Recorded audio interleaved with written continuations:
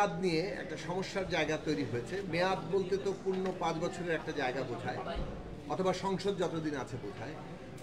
আর দুইবার বলতে যেভাবে একই মেয়াদের মধ্যে দুইবার হতে পারে, এই রকম একটা সমস্যার জায়গা থেকে আলোচনাটা এসেছিল যে এখানে প্রস্তাব এসেছিল যে প্রধানমন্ত্রীর মেয়াদকাল এক জীবনের সর্বোচ্চ একটা বছর দিয়ে ঠিক করা, এবং এই বিষয়ে আসলে সর্বোচ্চ 10 বছর একজন ব্যক্তি তার জীবনকালে প্রধানমন্ত্রীর দায়িত্ব পালন করতে পারেন, এই প্রস্তাব সর্বশেষ এসেছে।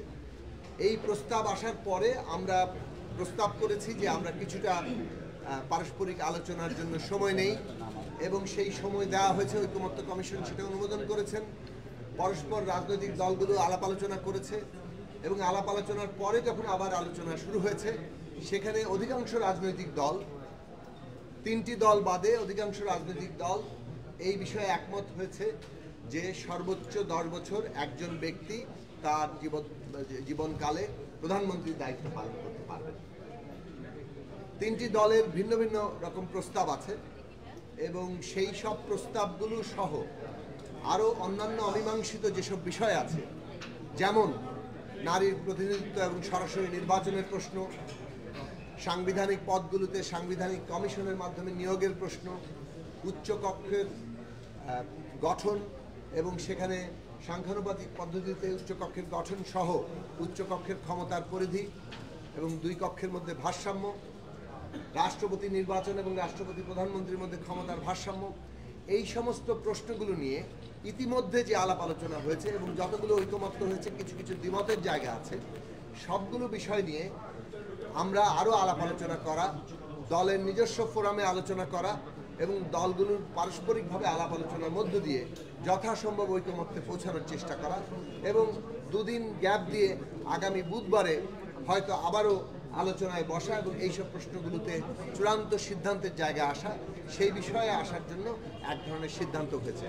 আমরা প্রস্তাব করেছিলাম যে এটা যেহেতু প্রত্যেকটি দলই তার নিজ নিজ অবস্থান জানিয়েছেন, আবার একই সাথে যখন আমরা এইভাবে সব দল একসাথে বসছি, যেটা বাংলাদেশের ইতিহাসে একটা অনন্য ঘটনা, অভূতপূর্ব ঘটনা, এই রাজনৈতিক দলগুলো যখন পারস্পরিক আলাপ আলোচনার মধ্যে দিয়ে প্রত্যেকেই সমৃদ্ধ হচ্ছেন, একে অপরকে নানাভাবেই এঙ্গেজ করছেন, এবং এর মধ্য দিয়ে নতুন প্রস্তাব কিংবা অবস্থানগত কিছু পরিবর্তনও ঘটছে, এবং সবগুলো পরিবর্তনই ইতিবাচক পরিবর্তন, অর্থাৎ আরও অধিকতর ঐক্যের দিকে আমরা যাচ্ছি। কাজেই আমাদের একেবারে তাড়াহুড়া না করে, কারণ মূল প্রশ্নগুলো এই ক্ষমতার কাঠামো নিয়ে, এবং সেই সব প্রশ্নে যদি আমরা আরও বেশি ঐক্যমত আসতে পারি, তাহলে বাংলাদেশের এই যে রাষ্ট্রের গণতান্ত্রিক পুনর্গঠন, এইটা আরও যথার্থভাবে এগিয়ে যাবে। এটা একটা ঐতিহাসিক কাজ।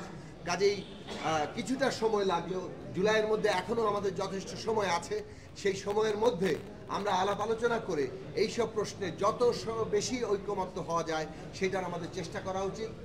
আর যদি ঐক্য না হয় শেষ পর্যন্ত, সেক্ষেত্রে দ্বিমত কিংবা আপত্তি সুযোগ রয়েছে, এবং সেইগুলো জনগণের কাছে নিয়ে আমরা মীমাংসা করার পথ ইতিমধ্যেই করেছি। কাজে এই বিষয়ে কিছুটা সময় নিয়ে আরও অধিকতর আলাপ আলোচনার সিদ্ধান্ত হয়েছে। যেসব প্রশ্নে ন্যূনতম ঐক্যমত্য হয়েছে, কিন্তু এখনো কিছু কিছু বিষয়ে দ্বিমত আছে। সাকিব ভাই, প্রধানমন্ত্রীর মেয়াদ নিয়ে কোন 3টা দল দ্বিমত পোষণ করেছে, সেক্ষেত্রে তারা কি ধরনের প্রস্তাব দিয়েছে? যারা দ্বিমত করেছেন তারা নিজেদের বক্তব্যের মধ্যে দিয়ে বলবেন, তারা নিশ্চয় বলবেন। তারা দ্বিমতের জায়গা হচ্ছে যে মূলত সরাসরি দ্বিমত, এই প্রস্তাবগুলো যেহেতু নতুন, সেগুলো তাদের দলীয় ফোরামে আলোচনা করতে হবে। আচ্ছা বন্ধুগণ, Immigration to Canada. We provide the best quality service and solution for Canada immigration. Please visit our website and contact for details.